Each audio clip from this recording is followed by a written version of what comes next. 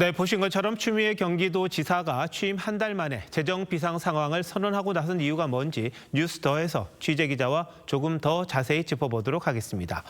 황선영 기자, 9개월짜리 미생 예산이다 이런 표현까지 나왔습니다. 도대체 어디에 썼길래 이렇게 돈이 부족한 겁니까? 네, 쉽게 말해서 들어올 세금은 줄었는데 고정 지출과 빚이 늘어나다 보니 올해 필수 예산조차 다 세우지 못하고 9개월치만 짜놨다는 설명입니다.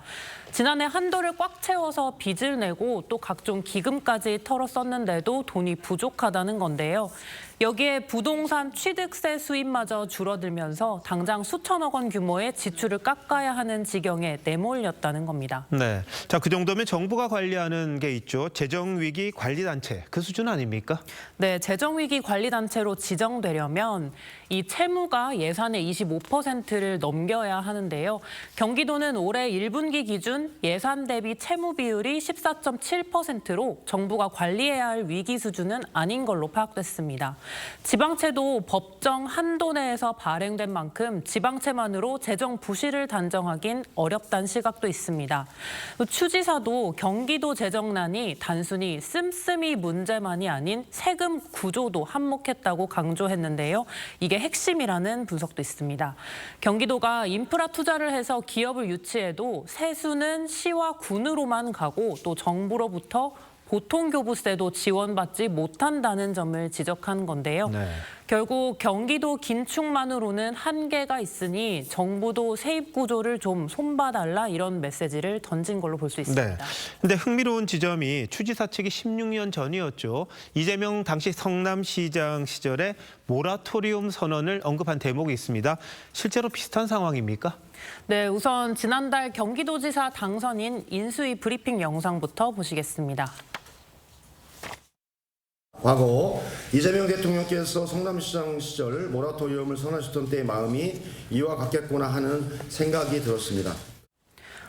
출범 직후 재정 위기를 전면에 내세워 전임자 책임을 부각했다는 점은 판박입니다. 네. 다만 2010년 성남시는 당장 채워 넣어야 할 빚 5,200억 원을 갚지 못해서 지급 유예를 선언했던 거고 경기도는 지금 당장 빚을 못 갚겠다는 게 아니라 긴축 재정을 예고한 단계라 차이가 있습니다. 자, 그럼 굳이 왜 이재명을 언급했을까요? 네, 정치권에서는 이재명식 정치 문법을 차용한 게 아니냐 이런 해석이 나옵니다.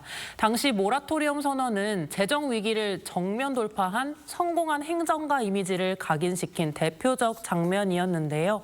추지사 역시 육선 정치인을 넘어 위기를 극복하는 행정가 이미지를 만들려는 게 아니냐 이런 분석입니다. 네.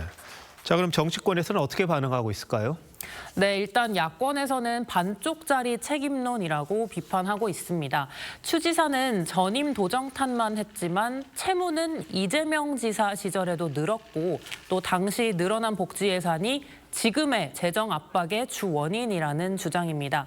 결국 이번 선언이 과연 재정 정상화로 이어질지 아니면 정치 공방에 그칠지가 첫 시험대가 될 것으로 보입니다. 네, 이번 외기 선언으로 경기도 재정이 좋아진다면은 모르겠습니다만 이게 어떻게 흘러갈지 좀 지켜봐야 할 부분이 있군요. 황 기자, 잘 들었습니다.